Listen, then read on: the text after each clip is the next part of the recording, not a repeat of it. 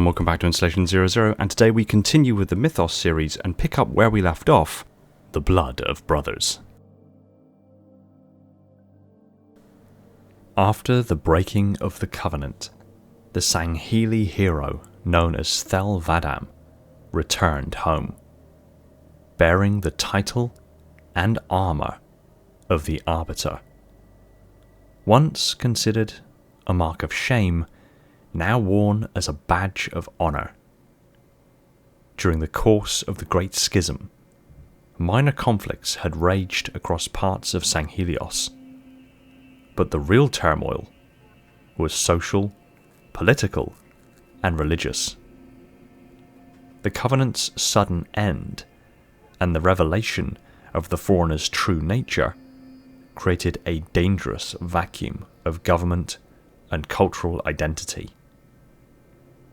While the Arbiter did not seek the role, the people of the territory of Vadam and the keeps around it backed him as the new leader of Sanghelios.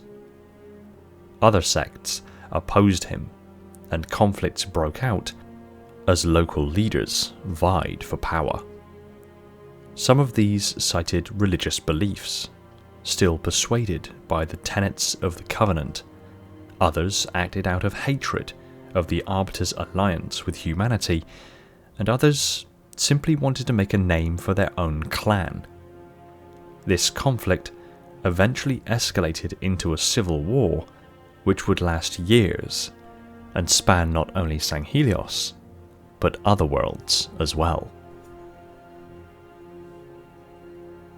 Upon returning home in early 2553, the Arbiter travelled from clan to clan, attempting to broker peace and consolidate all of Sanghelios under the same banner.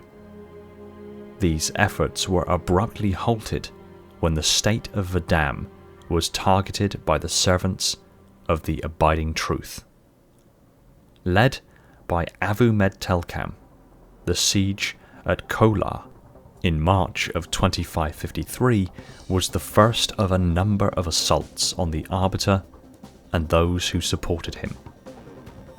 Telkam was thwarted by the arrival of the UNSC Infinity, which had provided direct support for the Arbiter and his forces entrenched at Vadam Keep. The powerful human vessel's counterattack drove the servants of the Abiding Truth back into hiding. But the end of this battle did not signal peace for the rest of Sanghelios. With the servants' bold move to unseat the Arbiter, the rest of the planet was thrown into chaos. Pockets of violence erupted across much of Sanghelios. Clans battled for dominance in their local regions, while packs of Jurulhane serfs led brief and isolated revolts across the planet. Although much of this unrest was put down in the months that followed, a constant stream of civil war persisted across the elite homeworld for years, growing to include other colony worlds and involving numerous ideologies and sects. The Arbiter's forces eventually consolidated their strength under a single banner, the Swords of Sanghelios, an ancient title of honour expressing the nobility of their cause, the unification of the Sangheili people.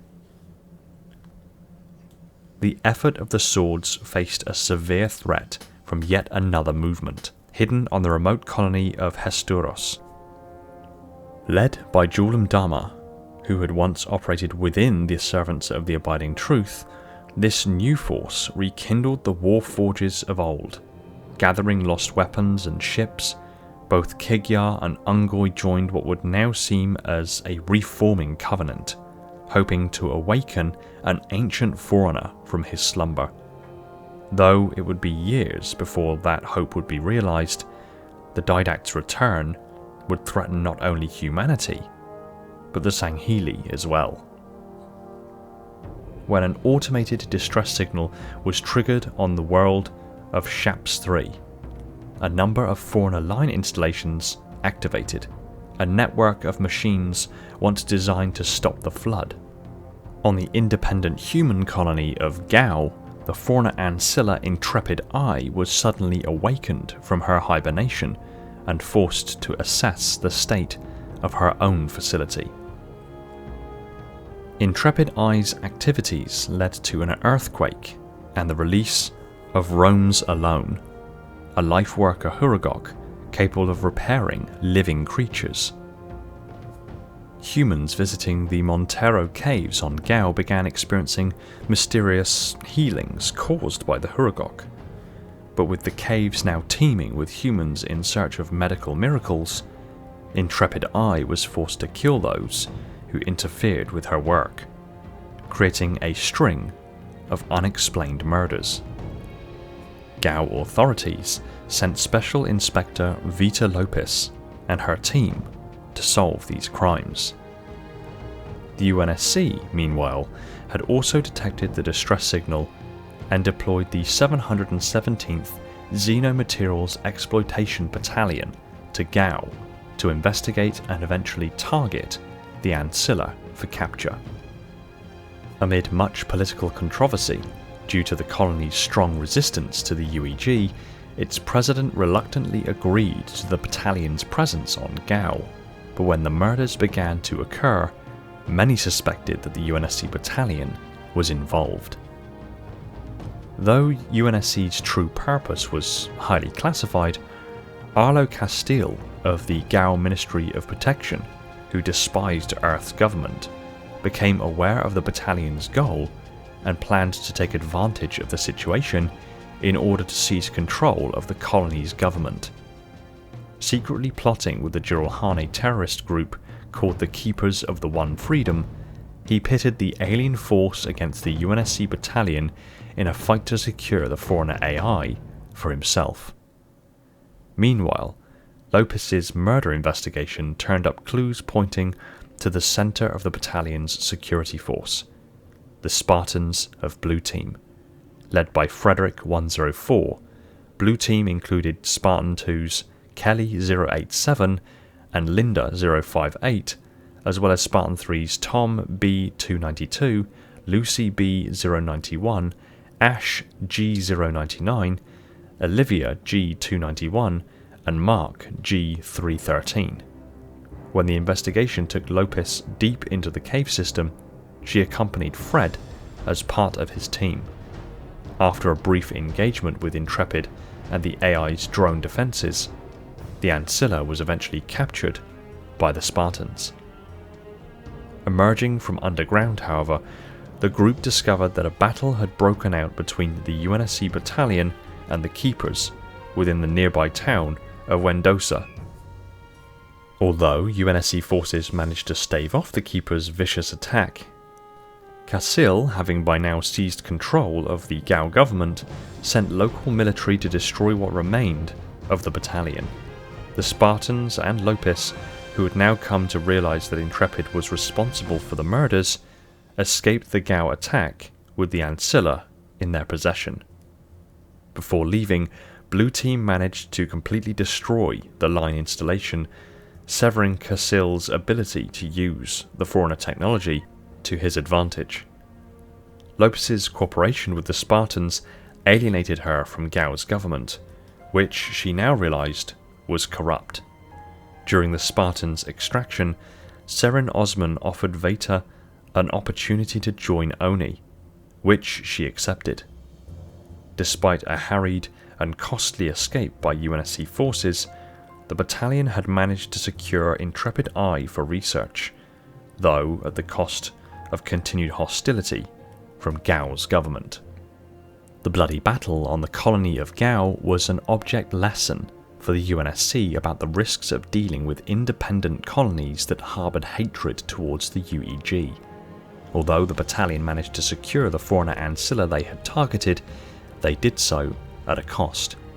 Hundreds of lives were lost in the battle, and control of Gao was transferred into the hands of Castile, a zealous anti-UEG politician. Gao had joined the growing list of independent colonies who had no reservations about lashing out at the UNSC if their sovereignty was threatened in the slightest. Thanks for watching. If you enjoyed the video, consider hitting the subscribe button and ring the bell so you don't miss out on future videos. Be sure to like the video if you did, and pop a comment below on what you'd like me to cover next. I just want to take a moment to thank my patrons, Spartan-10148, the Metarch of my facility, Falcon, Sylphia, Mikhail, Ashley, Jordan and Esoteric Sight, my dutiful monitors, Darian, Legions Lost, Labrat, Spartan-0137, Jacob Kemp, Sean, Element Zero, J3, Mr. Keys, Gunslinger, Evermore, Personal Devil, Aldeas, Toxic, Scion Esports, Gem Saber and Relentless, my diligent sub-monitors, my fleet of Strato Sentinels, my loyal enforcers, and all other patrons who continue to support the channel. If you want your name on the end of the video and some perks earned along the way, head over to Patreon and consider supporting the channel yourself.